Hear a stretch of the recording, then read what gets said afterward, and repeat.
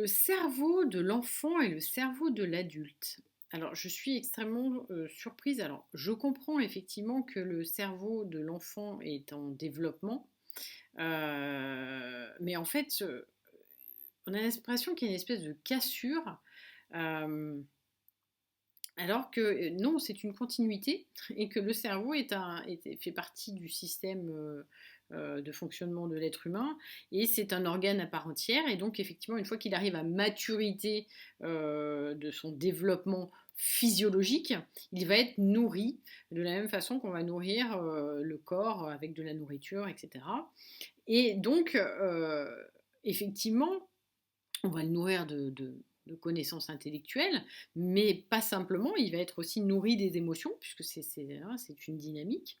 Et donc, il y a toujours une espèce de cassure, et on parle beaucoup d'ailleurs d'enfant intérieur, mais finalement, garder son âme d'enfant, c'est tout simplement qu'il y a une continuité et qu'on a été enfant, on a été adolescent, donc il n'y a pas besoin de casser les choses. Et d'ailleurs, euh, ce qui est bien, c'est de pouvoir se souvenir. Alors évidemment, on ne se souvient pas de tout, mais en tout cas, euh, de se souvenir qu'on a été adolescent et qu'on a été enfant, donc ça permet justement une continuité. Et le cerveau en lui-même se nourrit et va avoir les mêmes réactions à partir du moment où on est enfant et qu'on nous critique, on est toujours en train de nous agresser verbalement finalement, parce que c'est ça, hein, et ça peut aller jusqu'aux violences psychologiques parce que ça va s'inscrire dans la durée.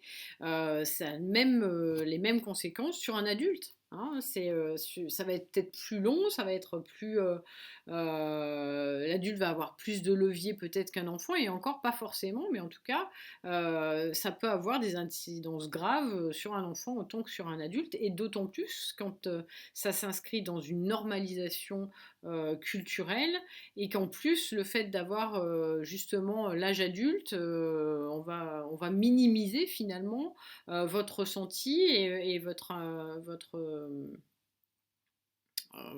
justement votre sensibilité parfois, parce que fait plus l'enfant d'ailleurs, on peut vous le dire, ou voilà, il faut être mature, mais la maturité, c'est aussi prendre en compte l'émotionnel de l'autre, hein, donc ça n'a rien à voir avec le fait d'être adulte.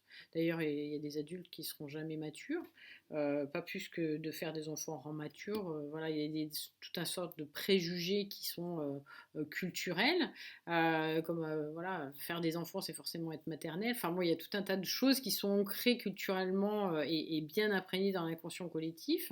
Et ce serait bien que déjà dans cet inconscient-là, collectif, il y a une prise de conscience que le cerveau, une fois qu'il est voilà, physiologiquement fini, c'est un organe qui vit et qui va vivre tout au long de la vie de la personne, et que ça va être le même processus enfant qu'adulte dans son dysfonctionnement quand il est mal nourri, hein, tout simplement. Puisque voilà, bien traité, maltraité, hein, on fait toujours des grands discours, et la société aime bien être rassurée par des stéréotypes repérables, visibles.